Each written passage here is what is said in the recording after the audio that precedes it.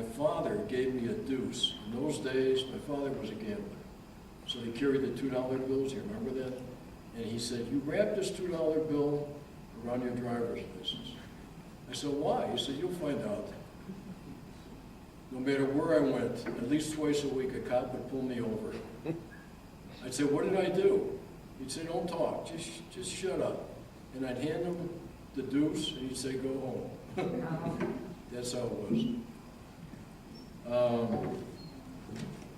Another thing I write about, when I was driving the cab, I was parked at a cab station on Broadway and near Lawrence. That's where the cab barn was. I was parked there, and three guys walk up toward me. They're right out of The Godfather. And they motioned for me to roll down the window.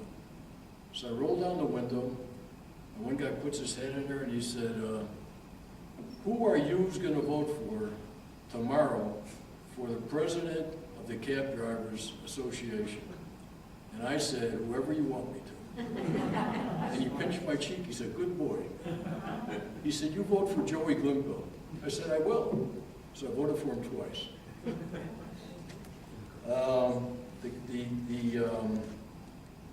The friends that I grew up with, their parents were either house painters like my father, what we call junk men. They would pick up scrap metal. We call them junk men. My friend Donnie Solomon, we were in 7th grade, and I remember the teachers would say, okay, class, I'm going to call on every one of you. I want you to stand up and tell me what your father does. So the first one said, my father is a cab driver. My father is a laborer. My father's a house painter. And Donnie stood up. And he put his chest out. He stood really tall. And he said, teacher, my father is an MD. And the teacher said, really, Donald? What kind of doctor is he? He said, he's a metal dealer. He's a junk man. The guys I grew up with, they couldn't make change for $1. If I'd walk up to one of my friends and I'd say, hey, you got change for $1? I'd say, I don't carry that kind of cash.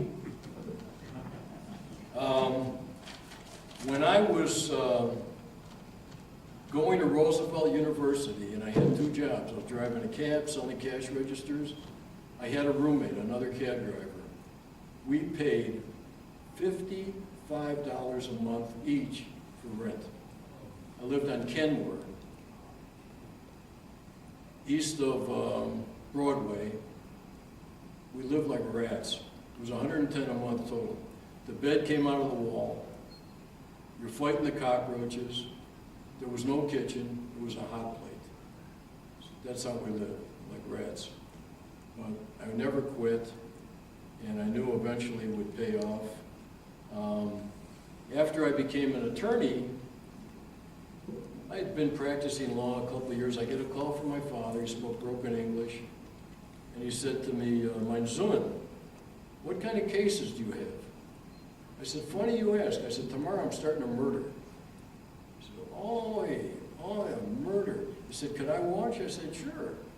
So my father came down to the criminal courts building in Los Angeles in his old jalopy. He parked 3 blocks away. He was with my Uncle Jake, who could barely speak English. I saw him walk in court. They were overwhelmed. They had never been in a courtroom. So the bailiff was a friend of mine. He said, come up here. And he put him in the front row. My father watched me in trial. He was crying. So I was very proud of that.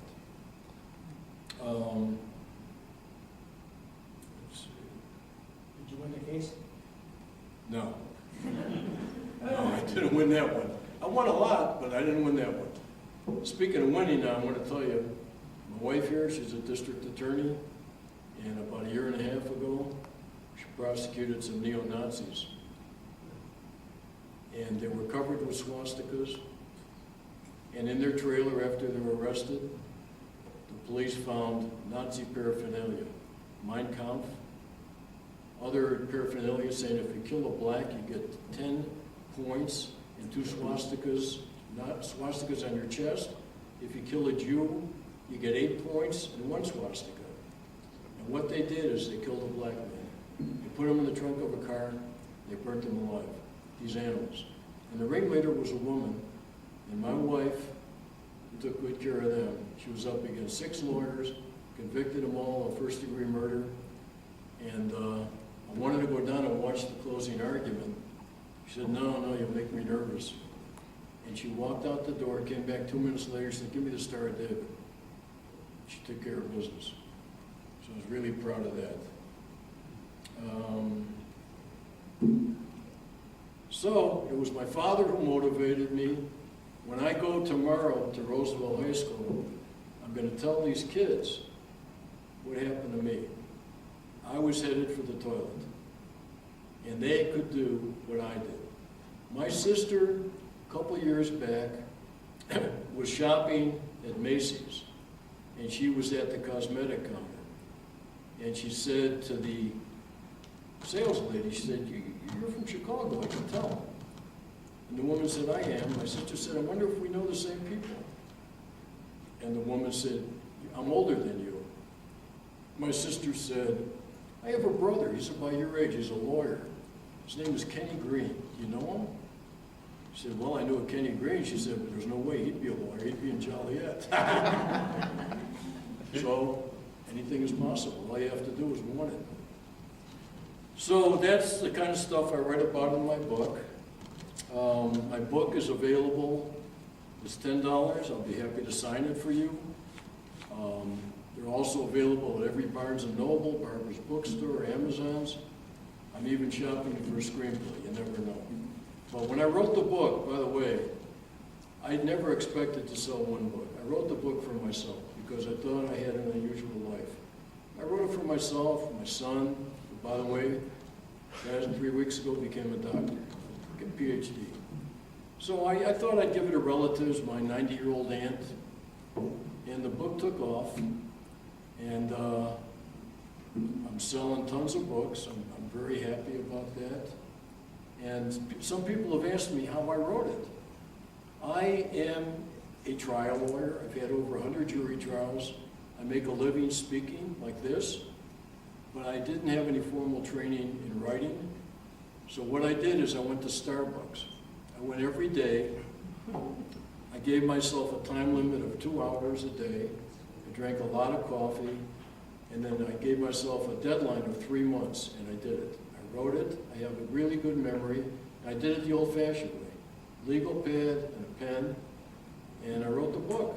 And the words just started flowing because I remembered all this stuff. But the neighborhood I grew up with shaped me.